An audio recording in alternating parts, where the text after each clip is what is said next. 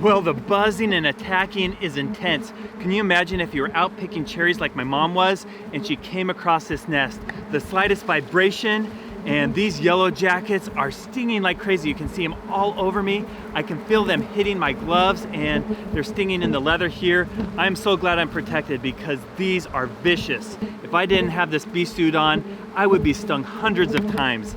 These are so aggressive, trying to protect their colony. And oh, it's pretty flimsy, it just came off.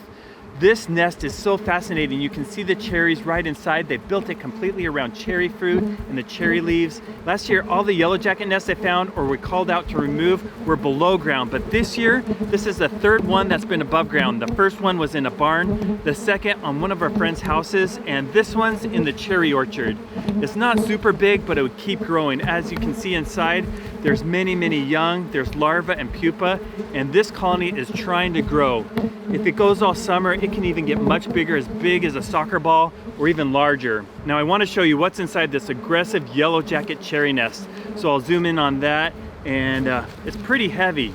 Now I don't usually react to yellow jacket stings, just a slight bump that goes away. But if I was stung hundreds of times, that would be really dangerous. And my mom is allergic, so she can't even get stung once.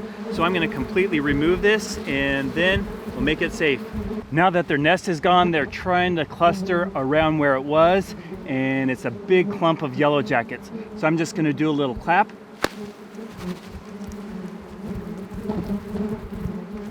So here's the nest. The outside feels like paper. It's plant fiber, and these yellow jackets have been using fiber from different trees. There's dark and light, so it makes this really neat pattern that's striped. I might even save this. That's cool looking.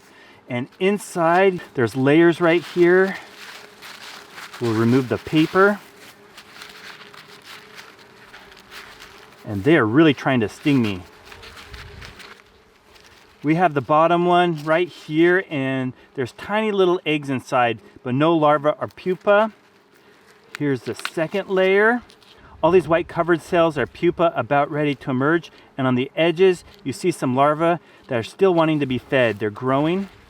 So that's 2 layers. Here's a third one. There's the queen right there. She is much larger. She is an egg-laying machine, and we'll place her right there.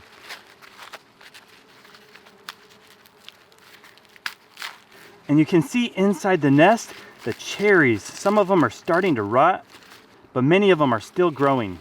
So for me, this is the most interesting part of the nest, and that is they built it completely around the cherries on the outside and inside. And here's the queen. She is an egg-laying machine, and she's the mother of all these larvae and pupa. These are about ready to emerge into adults. Now I've done quite a few different things with these larvae. They make excellent fishing bait. I took my kids out and we caught a ton of fish with yellow jacket larvae. And I've even cooked them up and eaten them. They're actually pretty tasty, and in some parts of the world, they're a delicacy. But I'm not gonna cook these up. Instead, I'm gonna feed them to wild animals. I'm gonna place them with a bunch of cherries out and have a buffet. Usually in the past, skunks come along and eat them, but we'll see, maybe a possum or another wild animal. On my channel, I test out every mouse and rat trap I can get my hands on. I've posted over 900 videos on YouTube, but occasionally I'm called out to deal with other pests, including yellow jackets and bald-faced hornets. And this year, especially this month, I've gotten a lot of calls from family and friends. So it's fun coming out here with the bee suit and checking out different scenarios where these yellow jackets are causing problems. And this one was almost deadly because my mom is very allergic, and she almost activated this and got attacked. Fortunately, she backed away and gave me a call, and I was able to come out and remove it. Now we can come and pick the cherries in peace. And I'm gonna end the video by setting up the motion cameras and seeing what comes along and enjoys a cherry and yellow jacket feast.